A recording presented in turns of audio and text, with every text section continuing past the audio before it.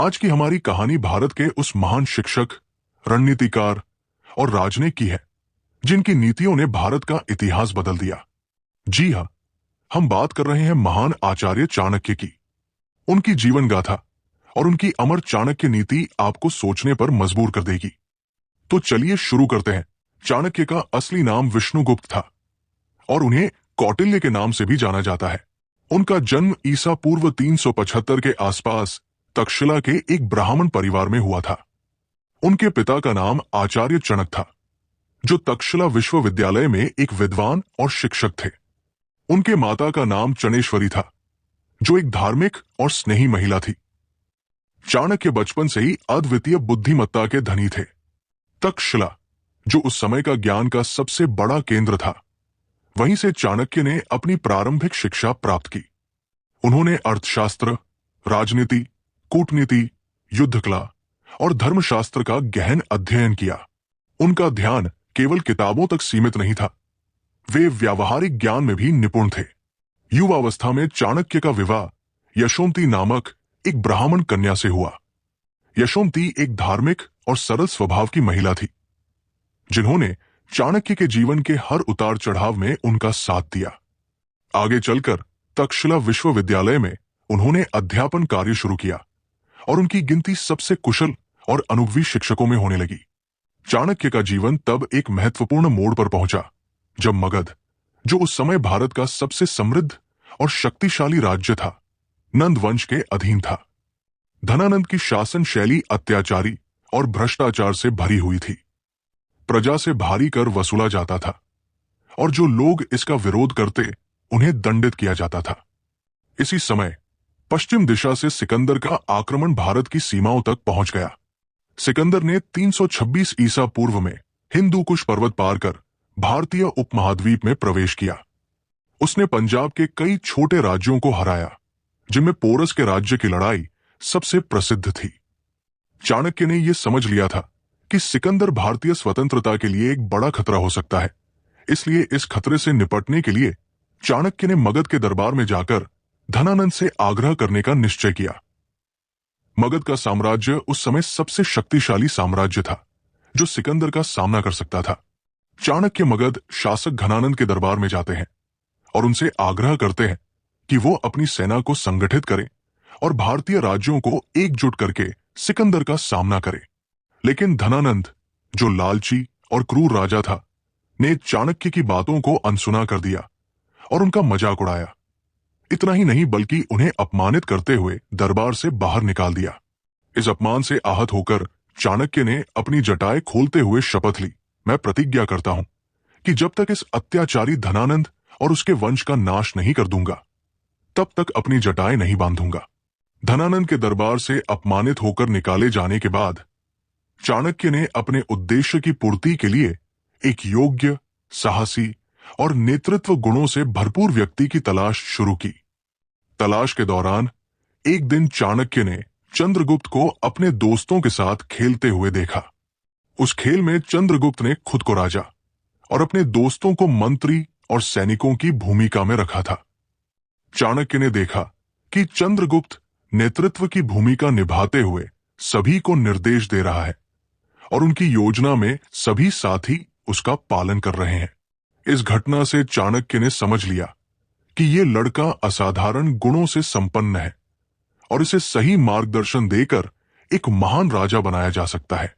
चाणक्य ने चंद्रगुप्त को अपने संरक्षण में लिया और उसे राजनीति, कूटनीति, युद्ध कला, अर्थशास्त्र और समाज के विभिन्न पहलुओं की गहन शिक्षा दी। चाणक्य के मार्गदर्शन में चंद्रगुप्त ने न केवल एक महान योद्धा, बल्कि एक कुशल राजनीतिज्ञ और प्रजापालक राजा के गुण भी विकसित किए। तक्षशिला विश्वविद्यालय में चंद्रगुप्त को उच्च स्तर की शिक्षा दी गई।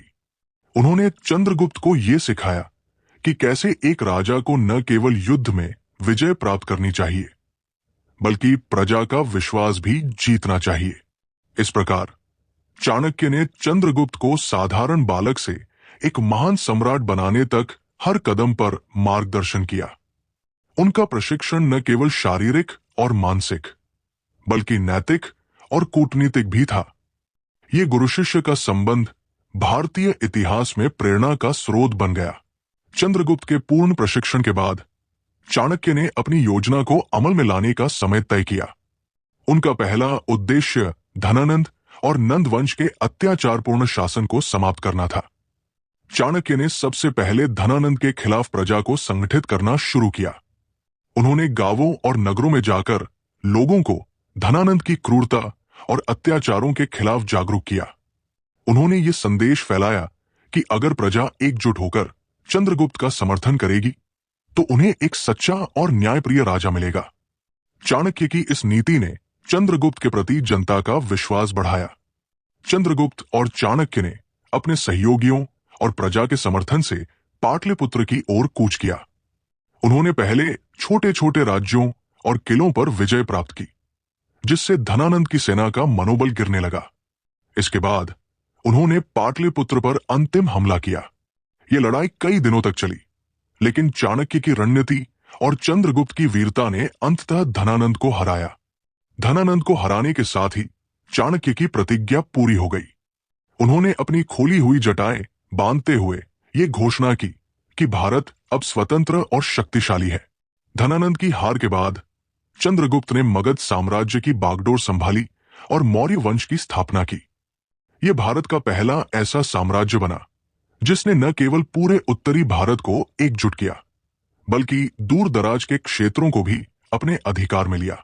चाणक्य ने चंद्रगुप्त को एक कुशल और न्यायप्रिय शासक बनाने में मार्गदर्शन दिया। चंद्रगुप्त ने केवल मगध पर ही नहीं, बल्कि सिकंदर के भारत में छोड़े गए ग्रीक राज्यों पर भी विजय प्राप्त की। चाणक्य की कूटनीति ने चंद्रगुप्त को सेल्यूकस निकेटर को हराने में मदद की। यह मौर्य साम्राज्य के विस्तार का एक और महत्वपूर्ण चरण था। सेल्यूकस से संधि के तहत चंद्रगुप्त को अफगानिस्तान और बलूचिस्तान के क्षेत्र मिले और बदले में चंद्रगुप्त ने सेल्यूकस को 500 हाथी दिए। इसके अलावा सेल्यूकस ने अपनी पुत्री हेलन का विवाह चंद्रगुप्त के साथ कर दिया। यह सब आचार्य चाणक्य की कूटनीति के कारण ही संभव हो पाया। चाणक्य की मृत्यु के बारे में इतिहास में कई मतभेद हैं, लेकिन अधिकांश मान्यताओं के अनुसार उनकी मृत्यु स्वाभाविक नहीं थी। पहले मान्यता के अनुसार मौर्य साम्राज्य की स्थापना के बाद चाणक्य ने खुद को राजनीति से अलग कर लिया। उन्होंने अपना समय अध्ययन, लेखन और सामाजिक कार्यों में बिताना शुरू कर दिया। कुछ अन्य मान्यताओं के अनुसार चंद्रगुप्त के उत्तराधिकारी बिंदुसार के शासनकाल में चाणक्य पर एक षड्यंत्र का आरोप लगाया गया। यह षड्यंत्र मंत्री सुबंधु ने रचा था, जो चाणक्य से ईर्ष्या करता था। बिंदुसार ने चाणक्य पर भरोसा करना बंद कर दिया, जिससे वे निराश हो गए। चाणक्य ने अपना अपमान सहन न कर पाने के कारण भोजन और पानी त्याग दिया। उन्होंने अपने प्राण त्याग कर स्वाभिमान को सर्वोपरि रखा। कुछ अन्य कथाओं के अनुसार चाणक्य ने अपने जीवन के अंतिम वर्षों में संन्यास ले लिया और एक साधु के रूप में अपनी मृत्यु को प्राप्त किया। उन्होंने जीवन की अस्थिरता को समझते हुए मोक्ष की प्राप्ति का मार्ग चुना। चाणक्य की मृत्यु एक व्यक्ति का अंत थी, लेकिन उनकी नीतियों और विचारों ने उन्हें अमर बना दिया। वे केवल एक कूटनीतिज्ञ या शिक्षक नहीं थे, बल्कि एक ऐसे दार्शनिक थे जिन्होंने भारत को न केवल राजनीतिक रूप से, बल्कि सांस्कृतिक और सामाजिक रूप से भी एक नई दिशा दी। राजनीतिक विरासत के अलावा आचार्य चाणक्य की विरासत की बात करें तो चाणक्य नीति चाणक्य द्वारा लिखित एक अद्भुत ग्रंथ है, जो मानव जीवन के हर पहलू को छूता है। यह ग्रंथ न केवल राजनीति और शासन कला का मार्गदर्शन करता है, बल्कि व्यक्तिगत जीवन, सामाजिक संबंधों, अर्थशास्त्र और नैतिकता पर भी महत्वपूर्ण शिक्षाएं प्रदान करता है। चाणक्य नीति का मुख्य उद्देश्य मानव जीवन को सफल और सुखमय बनाने के लिए व्यावहारिक और नैतिक मार्गदर्शन प्रदान करना है। चाणक्य ने इसमें बताया कि कैसे एक व्यक्ति अपने जीवन में आने वाली चुनौतियों का सामना कर सकता है और कैसे एक राजा या शासक अपने राज्य को न्यायप्रिय और समृद्ध बना सकता है। चाणक्य नीति एक ऐसी कृति है जिसमें 17 अध्यायों में 300 से अधिक सूत्र दिए गए हैं। आइए जानते हैं कुछ महत्वपूर्ण सूत्र और उनके अर्थ। पहला सूत्र है धर्मस्य मूल अर्थ, यानी धर्म का आधार धन है।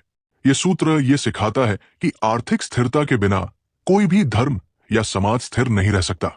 अगला सूत्र है नास्ति विद्या समान चक्षु, जिसका अर्थ है शिक्षा से बड़ा कोई नेत्र नहीं है। ये सूत्र शिक्षा के महत्व को रेखांकित करता है। एक और सूत्र है संकटेच मित्रता, जिसके अनुसार संकट के समय ही सच्चे मित्र की पहचान होती है। चाणक्य नीति ग्रंथ के अनुसार राजनीतिक दृष्टिकोण के अंतर्गत बताया गया है कि एक राजा को कैसे शासन करना चाहिए और अपने शत्रुओं से कैसे निपटना चाहिए। व्यक्तिगत जीवन के दृष्टिकोण के अनुसार बताया गया है कि जीवन में सफलता पाने के लिए अनुशासन, धैर्य और आत्मनियंत्रण का महत्व सर्वोपरि है। सामाजिकता और नैतिकता के दृष्टिकोण से यह बताया गया है कि समाज में कैसे रिश्ते बनाने और निभाना चाहिए। इसके अलावा अर्थशास्त्र चाणक्य की सबसे प्रसिद्ध और प्रभावशाली कृति है। यह ग्रंथ प्राचीन भारत के राजनीतिक, सामाजिक और आर्थिक जीवन का एक विस्तृत विवरण प्रस्तुत करता है। यह कुल 15 खंडों में विभाजित है और इसमें राज्य का प्रबंधन, राजनीतिक रणनीति, आर्थिक प्रबंधन, कानून और न्याय जैसे विषयों को कवर किया गया है। अर्थशास्त्र न केवल एक शासक के लिए बल्कि समाज के हर वर्ग के लिए मार्गदर्शक का कार्य करता है। इसे आधुनिक राजनीतिक विज्ञान और अर्थशास्त्र का आधारभूत ग्रंथ माना जाता है। एक अन्य ग्रंथ जिसका नाम है नीतिसार चाणक्य की एक और महत्वपूर्ण कृति है। यह मुख्य रूप से नैतिकता, नीति और व्यवहारिक ज्ञान पर आधारित है। यह ग्रंथ सरल और प्रभावी उपाय बताता है जो जीवन को सफल बनाने में मदद करते हैं। चाणक्य नीति और उनकी अन्य कृतियां न केवल उनके समय में बल्कि आज भी प्रेरणा का स्रोत है। उनकी नीतियां और विचार हर युग में प्रासंगिक रहे हैं और मानव जीवन को सही दिशा देने में सहायक साबित हुए हैं। चाणक्य की ये शिक्षाएं भारतीय इतिहास में उनका अमर योगदान और विरासत है। दोस्तों, चाणक्य का जीवन हमें यह सिखाता है कि ज्ञान, धैर्य और दृढ़ निश्चय से असंभव को भी संभव बनाया जा सकता है। उन्होंने दिखाया कि सही मार्गदर्शन और रणनीति से न केवल एक व्यक्ति का जीवन बदला जा सकता है बल्कि एक पूरे साम्राज्य की नींव रखी जा सकती है। अगर आपको यह वीडियो पसंद आया हो तो इसे लाइक और शेयर जरूर करें।